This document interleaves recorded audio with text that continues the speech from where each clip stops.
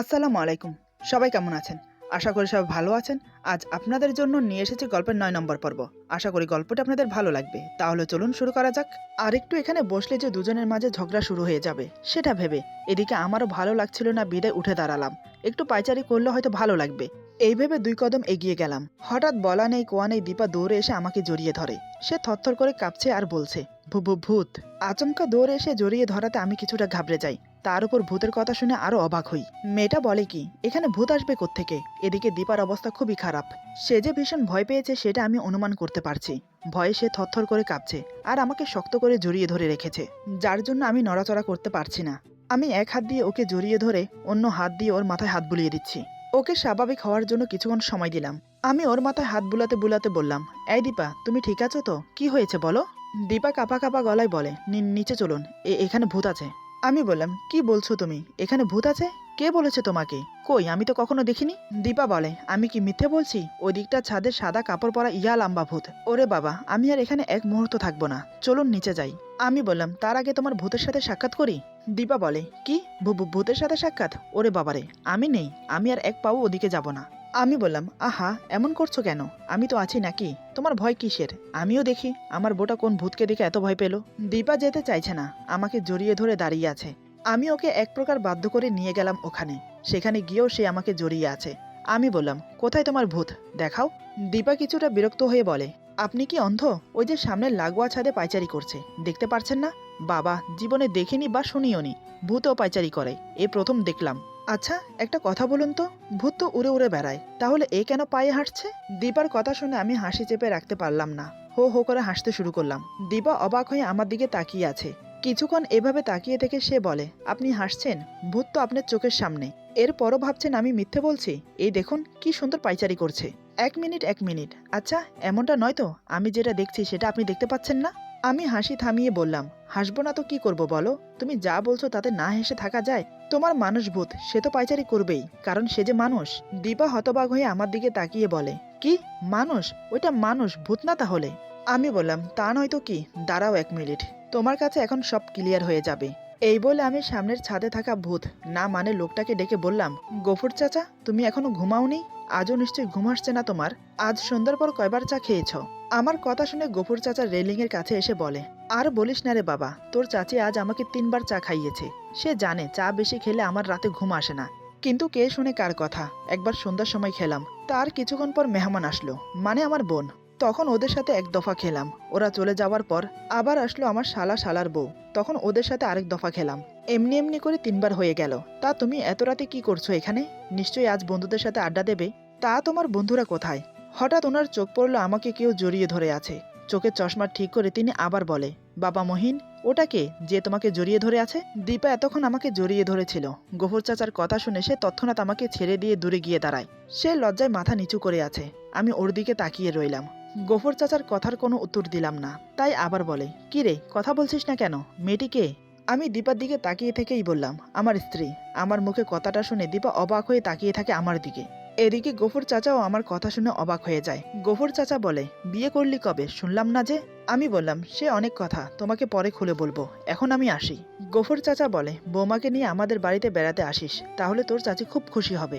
আমি আসবো বলে দীপাকে নিয়ে নিচে চলে এলাম। এদিকে দীপা মনে মনে ভাবছে, ইস, আমি কত বোকা, একটা জলজ্যান্ত মানুষকে ভূত ভেবে বসলাম। ছি, আমাকে উনি কি ভাবছেন কে জানে। ভয়ে আমি ওনাকে শক্ত করে জড়িয়ে ধরেছিলাম। জানি না উনি মনে মনে সেটা নিয়ে কি ভাবছেন। এই প্রথম তিনি আমাকে কারোর সামনে বউ হিসেবে স্বীকৃতি দিলেন। মনের ভিতরে অন্যরকম একটা ভালো লাগা ফিল হচ্ছে। দীপাকে ভাবতে দেখে আমি বললাম, কি হলো, কি এত ভাবছো? দীপা বলে, কই কিছু না তো, রাত অনেক হয়েছে, আপনি বসুন, আমি খাবার নিয়ে আসছি। এই বলে দীপা চলে যাচ্ছিল। আমি ওর হাত ধরে টেনে নিজের বুকের সাথে জড়িয়ে নিলাম। দীপা ২ হাতে আমার বুকের শার্ট খামচে ধরে বলে, কি করছেন? আমি বললাম, কেন, তোমাকে আদর করছি। দীপা বলে, দেখুন, আপনার বোঝা উচিত আপনি এখন অসুস্থ। আমি বললাম, আমি অতটাও অসুস্থ না যে তোমাকে আদর করতে পারবো না। এই বলে ওর ঠোঁটে কিস করতে যাব, ঠিক তখনই সে আমার মুখ চেপে ধরে বলে, না, এখন না, এসব পরে হবে, আগে খাওয়া দাওয়া করে মেডিসিন খেয়ে নিন। আমি বললাম, পরে দেবে তো? দীপা বলে, দেব, তবে শুধু একটা কিস, এর থেকে বেশি কিছু না। আমি বললাম, না, আমার একটা কিসও হবে না, আমার সব চাই। দীপা বলে, কথাই আছে না, বেশি খেতে চাইলে অল্পের দেখাও পায় না।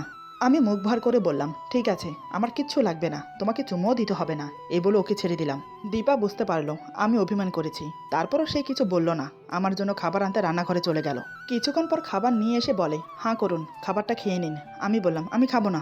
দীপা বলে, দেখুন, সবসময় জিদ করা ভালো না। আপনার বোঝা উচিত আমি কেন আপনাকে বাধা দিচ্ছি। আপনি এখন দুর্বল, মাত্র হসপিটাল থেকে এসেছেন, 2-1 দিন রেস্ট নিন, তারপর না হয় যা মন চায় করবেন, আমি বাধা দেব না। এখন খাবারটা খেয়ে নিন। আমি কিছু না বলে চুপচাপ খেয়ে নিলাম।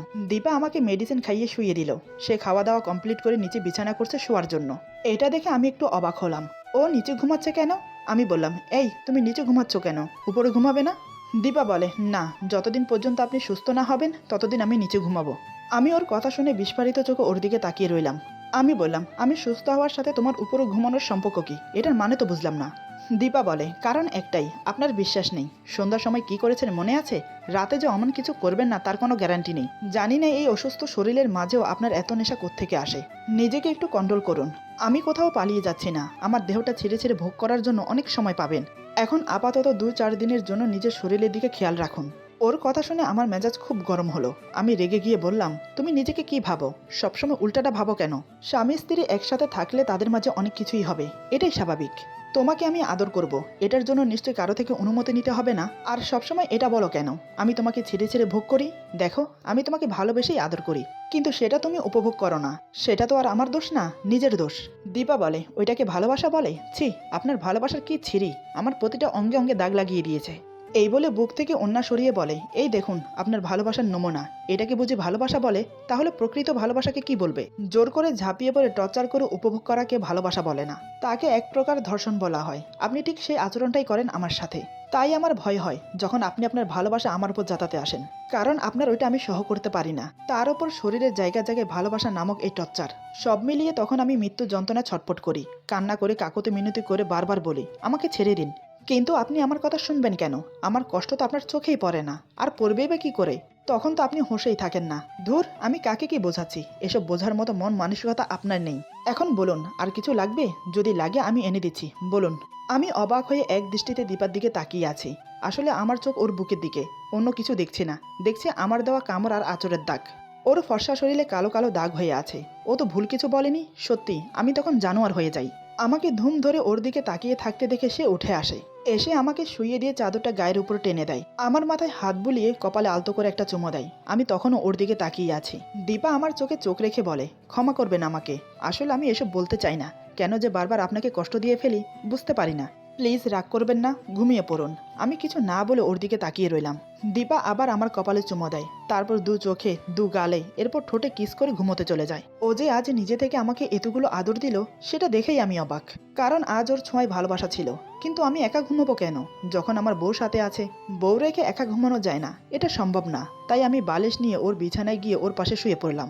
আমাকে এসে ওর পাশে ঘুমোতে দেখে দীপা অবাক হয়ে চোখ বড় বড় করে আমার দিকে তাকিয়ে আছে। আমি ওর চোখের দিকে তাকিয়ে চোখ বন্ধ করে নেই। দীপা তখনও আমার দিকে একইভাবে তাকিয়ে আছে।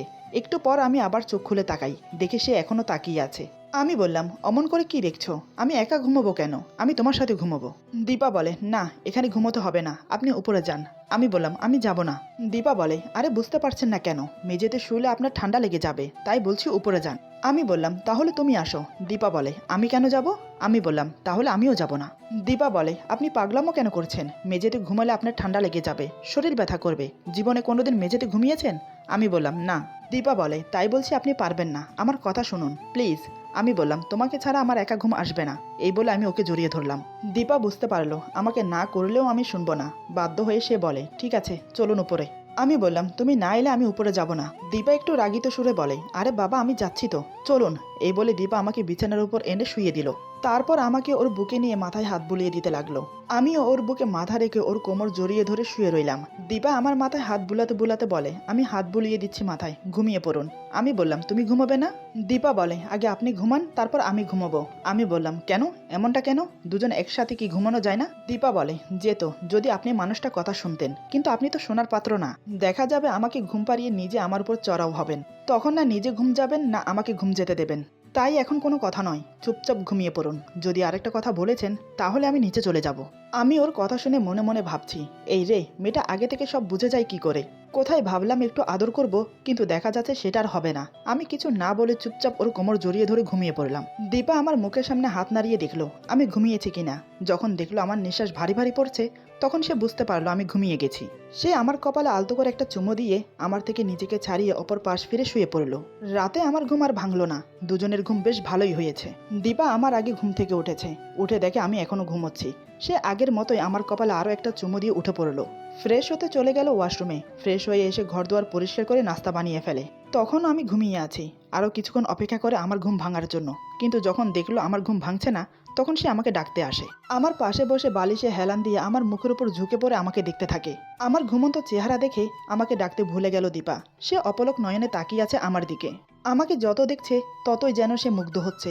এমন একটা মানুষ যে তার জীবনসঙ্গী, এটা ভেবেই যেন তার গর্ব হয়। কিন্তু আমার মন সে বুঝে উঠতে পারছে না আমি আসলে কেন ওকে বিয়ে করলাম, কি এমন দেখলাম ওর মাঝে। দীপা আমার পাশে আতশোয়া হয়ে আমার চুলে আঙ্গুল গলিয়ে হালকা করে টানতে থাকে আর আমাকে দেখতে থাকে। একসময় সে আমার কপালে চুমো খায়। দীপা আমার মুখের সামনে এতটাই ঝুঁকেছিল যে, যার জন্য আমার ঘুম ভেঙে যায়। কারণ ওর মুখের গরম নিঃশ্বাস আমার মুখের উপর পড়ে। দীপাকে এত কাছে দেখে আমি এক ঝটকায় ওকে বুকে টেনে নিলাম।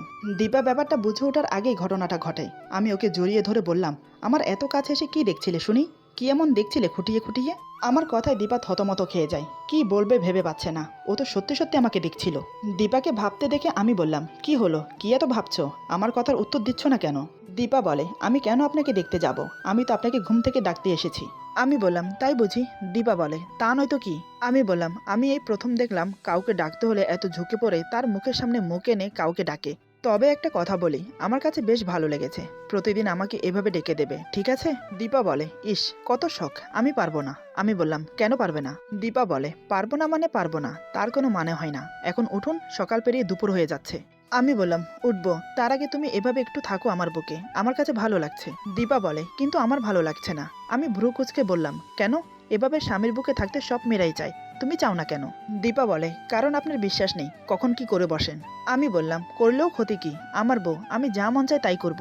দীপা বলে, অনেক হয়েছে রোমান্টিক রোমান্টিক কথা, এবার উঠুন, আমার কিন্তু খুব খিদে পেয়েছে। আমি বললাম, এই জানো, তোমার না একটা দোষ, যখন কোনো রোমান্টিক মোমেন্টে থাকি তখন তোমার নানান রকমের অজুহাত। এটা কিন্তু একদম ঠিক না দীপা। দীপা বলে, এত রোমান্টিক হয়ে লাভ নেই, খিদে যখন কুলহোয়াল্লা পরে পেটে তখন রোমান্টিকতায় পেট ভরে না, বুঝেছেন। আমি একটা দিক নিঃশ্বাস ফেলে বললাম, ঠিক আছে, তুমি নাস্তা রেডি করো, আমি ফ্রেশ হয়ে আসছি। এভাবে পুরো এক সপ্তাহ কেটে গেল। এখন আমি সম্পূর্ণ সুস্থ, তবে হাতের কাটা স্থান এখনো ভালো করে শুকায়নি। দীপা আমার অনেক খেয়াল রাখে, আমাদের মাঝে খুঁটিনাটি খুনসুটি আর ঝগড়া হতেই থাকে। এখনও দীপা আমাকে ওর কাছে আসতে দেয় না। অনেকবার ট্রাই করেছি একটু আদর করব, কিন্তু এই মেয়ে আমাকে কোনোভাবেই ওর কাছে আসতে দেয় না। এই কয়দিন আমি অফিসেও যাইনি, এমনকি বাসায়ও। ফোন করে বলে দিয়েছি বন্ধুদের সাথে ঘুরতে এসেছি, বাসায় ফিরতে সময় লাগবে, তাই সবাই নিশ্চিন্তে আছে। একদিন বিকেলবেলা আমি আর দীপা বসে কফি খাচ্ছি। ছাদের মনোরম দৃশ্য উপভোগ করে কফি খাওয়ার মজাই আলাদা। দুজনের মাঝে বেশ গল্প হচ্ছে।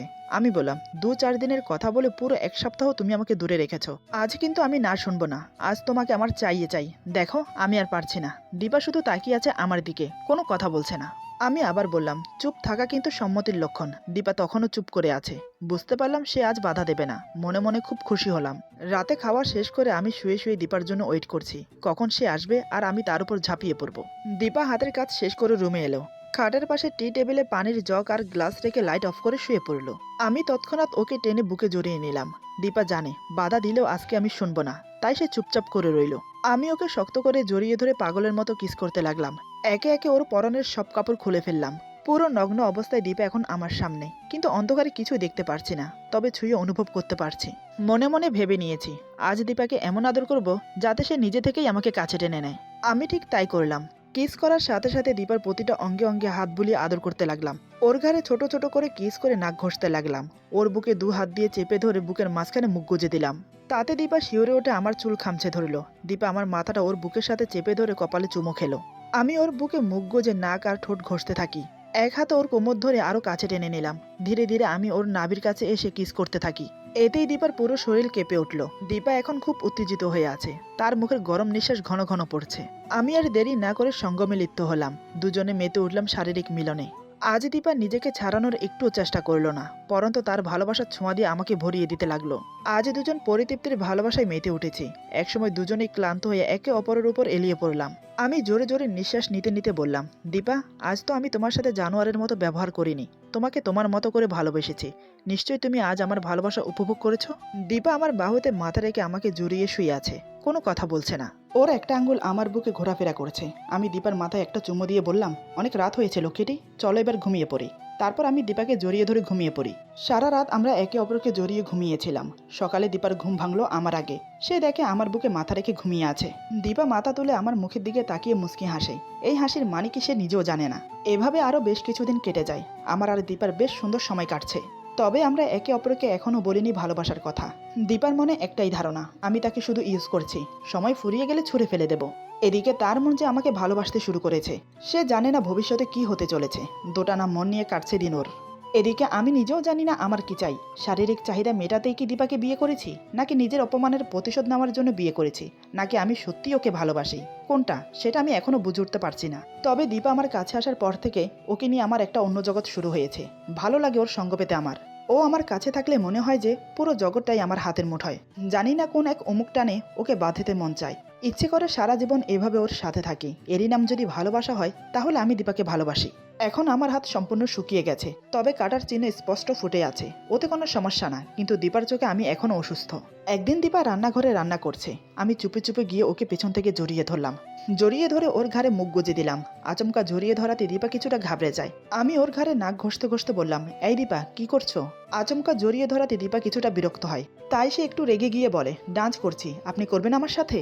আমি ওর ঘাড়ে একটা চুমু দিয়ে বললাম, ডান্স করছো কোথায়? তুমি তো রান্না করছো। দীপা বলে, দেখতেই যখন পারছেন তাহলে আবার জিজ্ঞেস করছেন কেন? আর আপনি এমন কেন?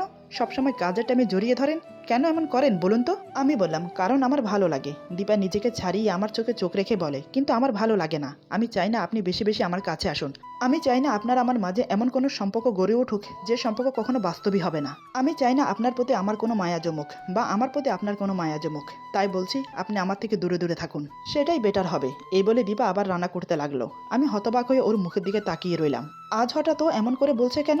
কি এমন হলো যার জন্য এমন করছে? আমি বললাম, কি হয়েছে তোমার? এমন করে কথা বলছো কেন? আমি কি কোনো অন্যায় করেছি? দীপা বলে, আমার কিছু হয়নি, আমি ঠিক আছি। আমি বললাম, তাহলে এমন করে কথা বলছো কেন? দীপা বলে, যা সত্যি তাই বললাম। আমি বললাম, তুমি আমার স্ত্রী, এটা ভুলে যেও না। দীপা বলে, কিসের স্ত্রী? কাগজে কলমে বিয়ে করে লুকিয়ে রেখেছেন। যতদিন মন চাইবে ততদিন ইউজ করবেন, ভালো না লাগলে ছুঁড়ে ফেলে দেবেন। আচ্ছা, একটা কথা বলুন তো, আপনি কে? কি আপনার পরিচয়? আজ পর্যন্ত আমি এটাই জানতে পারলাম না। আপনি যে আমাকে নিজের বউ বলে দাবি করেন, আপনার সেই বউ আপনার সম্পর্কে কিছুই জানে না। আর এটা কেউ জানবে না আপনি বিয়ে করেছেন, আপনার বউ আছে। তাহলে এই সম্পর্কের কোনো মানে আছে বলুন তো? দীপা কথাগুলো রান্না করতে করতে বলছে। আমি হঠাৎ ওর দুহাত দেয়ালের সাথে চেপে ধরে বললাম, এই, আমার দিকে তাকাও তো। দীপা নিচের দিকে তাকিয়ে আছে। আমি বললাম, কি হলো, আমার দিকে তাকাও। দীপা ছলছল নয়নে আমার দিকে তাকালো। ওর চোখের কোণে জল চকচক করছে। আমি বললাম, কি হয়েছে তোমার, আমাকে বলো। দীপা আমার চোখের দিকে তাকিয়ে বলে, কিছু না, আমি ঠিক আছি। আমি বললাম, কিছু ঠিক নেই তোমার, তোমার চোখ দুটো তাই বলে দিচ্ছে। ওই চোখে আমাকে হারানোর ভয় আমি দেখতে পাচ্ছি। তোমার কি মনে মনে ভয় হয় আমাকে হারানোর? দীপা বলে, আমি জানি না। আমি বললাম, কি জানো না তুমি, বলো তো? দীপা বলে, কিছু জানি না, কেন এমন হয়? আমি বললাম, আদর করে দেবো একটু, যাতে আমার লক্ষ্মীটার মন ভালো হয়ে যায়। দীপা বলে, না, আমার কিছু চাই না, রান্না চুলার উপরে, আপনি যান, ফ্রেশ হয়ে আসুন। আমি ওর কপালে একটা চুমু দিয়ে বললাম, বিকেলে রেডি হয়ে নিও, তোমাকে এক জায়গায় নিয়ে যাব। দীপা একটু অবাক হয়ে বলে, কোথায় যাব? আমি বললাম, তোমার মতো মেয়েদের যেখানে থাকা উচিত সেখানে নিয়ে যাব তোমাকে। দীপা ঘাবড়ে গিয়ে বলে, আমার মতো মেয়েদের মানে বুঝলাম না, সঠিক করে বলুন তো, কোথায় নিয়ে যাবেন? আমি বললাম তো, তোমার মতো মেয়েদের যেখানে থাকা উচিত সেখানে নিয়ে যাব। দীপা মনে মনে ভাবে, এই লোকটা আমাকে বিক্রি করে দেবে না তো খারাপ জায়গায়? দীপা বলে, আমি কোথাও যাব না। আমি বললাম, কেন যাবে না? দীপা বলে, এমনি। আমি বললাম, বিকেলে আমার সাথে যাচ্ছ, এটাই ফাইনাল। দীপা বলে, বললাম তো আমি যাব না। এতবার না শোনার অভ্যাস আমার নেই। ওর না শুনে আমার মেজাজ গরম হয়ে গেল। আমি তৎক্ষণাৎ ওর গাল চেপে ধরে বললাম, এত না করিস কেন? তোকে যেটা বলেছি সেটা শোন। বেশি বেশি কথা বলার একদম চেষ্টা করবি না। তোদের মতো মেয়েদের যেখানে রাখলে ঠিক থাকবি সেখানে নিয়ে যাব তোকে। তাই বলছি, আর কথা বাড়াবি না, বিকেলে রেডি হয়ে থাকবি। এই বলে ওকে ধাক্কা দিয়ে চলে এলাম রুমে। সারাদিনে আমাদের মাঝে তেমন কোনো কথা হলো না, কারণ দীপা রেগে আছে আমার উপর, তার উপর আমিও অভিমান করে আছি ওর সাথে। বিকেলের দিকে দীপা রেডি হয়ে নিল, আমিও জামা কাপড় পরে রেডি হয়ে নিলাম। ওকে দেখে চোখ সরাতে পারছিলাম না, কি অপূর্ব লাগছে। এমনতো অবস্থায় ওকে একটু আদর না করলে হয়? এই ভেবে আমি ওকে জড়িয়ে ধরতে যাব, ঠিক তখনই দীপা যা করলো তা আমি একটু প্রত্যাশা করিনি ওর কাছ থেকে। মেয়েটা কি সত্যি পাগল হয়ে গেল? মাঝে মাঝে এমন কিছু করে যেটা আমি বুঝে উঠতে পারি না। হঠাৎ এমন কেন করলো সেটাও বুঝতে পারছি না। এরপর যা হলো, আজকের গল্প এখানে সমাপ্ত। গল্পের বাকি অংশ পেয়ে যাবেন আগামী পর্বে। আশা করি গল্পটা আপনাদের ভালো লাগবে। সবাই ভালো থাকবেন, সুস্থ থাকবেন, আর বন্ধুদের সাথে বেশি বেশি করে শেয়ার করবেন। আল্লাহ হাফেজ।